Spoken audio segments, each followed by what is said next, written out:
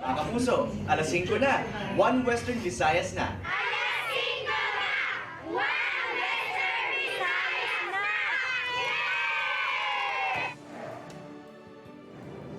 Patuloy na nagbibigay serbisyo, pag-asa at saya.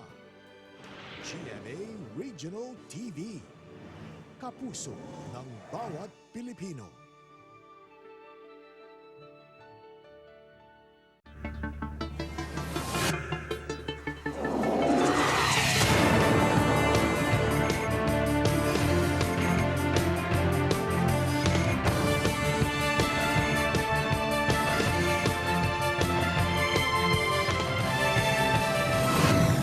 Regional TV 1 Western Visayas. Mga pumuluyo ang naghingagaw pauli sa kaprobinsyahanan agud magsug-alaw sang bagong tuig.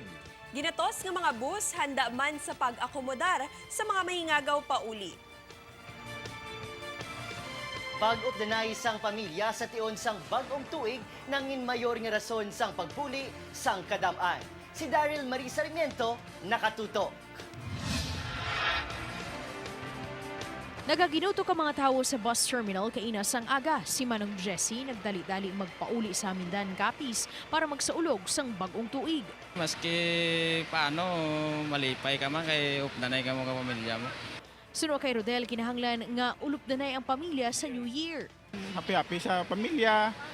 Pag handa-handa sang kung nanong aralan da. Gamay nga handa-handa. Importante tinyo bang ko ang pamilya. Upod naman ni Lola Elvira ang iya duha ka apo nga magapauli sa Pasig. Di karon gani sa sa gabi matirerepon kami ka mga apo ko. Kaya kabataan ko nagkurulido man. Ginapasiguro naman sang Land Transportation Office ang bus kung ginapatuman ng pagsuksok sang seatbelt. Kada 5 ka minuto may nagahalin nga bus. Sa masobra 400 nga bus ang magabiyahe sa bugos nga isa sang Panay. Lauman nga magadamo pa ang magahingagaw pauli sa kaprobinsyahanan subong nga kasisidmon. Daryl Marie Sarmiento, One Western Visayas. Iloilo City Police Office handa na sa pagsug-alaw sa bagong tuig. Ginatos ka mga kapulisan, iga-deploy sa syudad. Ining gintutukan ni Daryl Marie Sarmiento. Live, Daryl. Masako ng tanan sa pagpreparar sa pagselebrar sa pagsugalaw sang bagong tuig karon sa gabi. Gani ang mga katapos ang otoridad nakahanda naman. Preparado na ang hanay sang kapulisan sa pagsumalang sang tuig 2019. Ginabulubanta sa 600 tanan ka mga kapulisan ang iga-deploy sa bugos nga syudad sang Iloilo. Bilang kabahin sa pagbantay sang pila ka mga emerhensya nga posible matabo, lauman ang police visibility labi na sa mga lugar nga designated areas nga firecracker zone kag balaligyan sang palupok. Sa cooperation gid sa mga pamuluyo yan. So depende sa pamuluyo yan sa mga tao diri sa city kung mag-cooperate gid sila sa panawagan naton na ihiwat naton ang New Year sa peaceful means. Ginapakabay naman sang Iloilo City Police Office ang publiko nga magbinuligay ang tanan agud maselebrar ang bagong tuig nga hilway sa katalagman. Una na nga ginpahayag ni Police Regional Office 6 Director Chief Superintendent John Bulalakaw nga wala sang muzzle taping nga matabo sa mga armas lutang sang kapulisan. Ini bilang paghatag sang pasalig nga wala sang pulis nga magapalupok sang ila armas subong nga bagong tuig. May salig ako na sila na balanan nilang consequence kung magpaputok sila. Ako, I will not mince word, i-dismiss ko sila pag napaputok sila. Nambal ko na sila. Pangabay sang otoridad sa publiko nga magdoble halonggid agud nga manginhilway sa katalagman sa pagtakop sang tuig 2018. Said Daryl, ano ang mga abiso o nabilin sang aton mga kapulisan sa publiko para nga mo gani makalikaw sila sa katalagman sining pagsug-alaw sa bagong tuig? Said nagkakinahanglan nga sundon gid sa publiko ang ginpatuman nga ordinansa sang alkalde sang syudad sang Iloilo kag dapat kung sa diin lang sila pwede makapalupok dito lang sila sa mga firecracker zone kag sa mga ginaalaw lang sang syudad nga magpalupok kag likawan gid ang paggamit sang ilegal nga mga palupok katulad sang watusi, piccolo, boga kag iban pa agud nga hindi ni sila agud nga mahilayo ini sila sa posible halit nga dala sang mga ilegal nga palupok. Said Hindi na magpasaway, no? Para mangin masadya ang pagsugalaw natin sa bagong tuig. Madamong salamat, Daryl Marie Sarmiento. Mga pasahero dagsa na sa terminal agud maghingagaw pauli subong New Year. Mga manugbaligya prutas dagsa man. Yaring balita ang aton gintutukan. Excited nga maghingagaw sa ila reunion sa Banwas ng Kawayan ang pamilya Baylon. 5 tanan sila nga magabiyahe, lakip na mga kabataan, agud sugalawon ang bagong tuig. Aga pa sila sa South Terminal, agud hindi magabihan sa dalan. Ang pamilya union, kaya lang alang man, isa man lang ka to, ikisa man lang na, kundi ikuan mo na lang bala, ipasugtan. Basta go lang Enjoy lang sa biyahe. Kung ang mga Baylon makapauli, sa dalan na sugataon sa mga driver padulong sa Negros Oriental ang bagong tuig. Why na ni puli-puli sir. Ara lang kami salakyan. Amo na obra namon.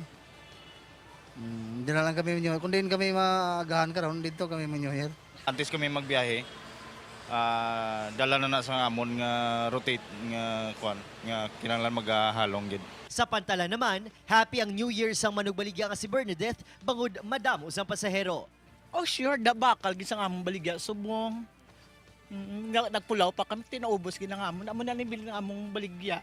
Maluwas sa pagkaon, bakal man ang mga prutas sa parehos nga puerto kag terminal sang bus. Hindi na magdugay, maubos man ang gilid sa karon. Sa Burgos Public Market, mabugad nga traffic ang nagsugata sa mga konsumidor. Kamaluto sa mga kinanglanon sa Panimalaya. Nagingagaw gid mas kinamonika sako. Oo. Aga pa nagdagsa ang mga mamalakal sa pagpreparar sang lulutoon.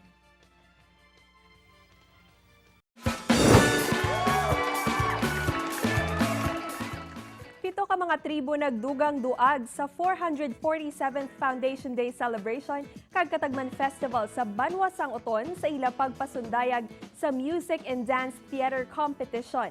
Nakatutok, John Sala.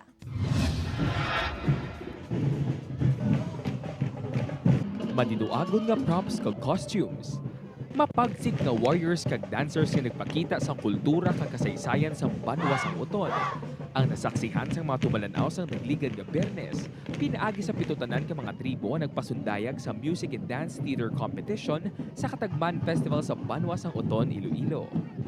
Tagsa ka mga tribo, may kinaiya nga pagsaysay sa istorya sang magkaran nga kasaysayan sa ginapatihan isa sa mga nauna nga banwa sa isla sang Panay, pinaagi sa ila performance.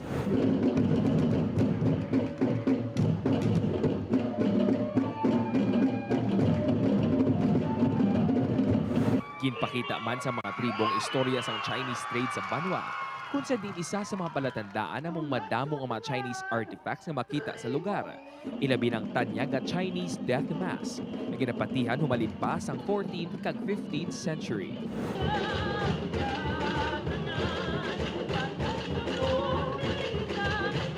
Sa ulihi, ginkilala nga second runner-up ang tribo Pulo Malaka. Samtang first runner-up naman ang tribo Paraw.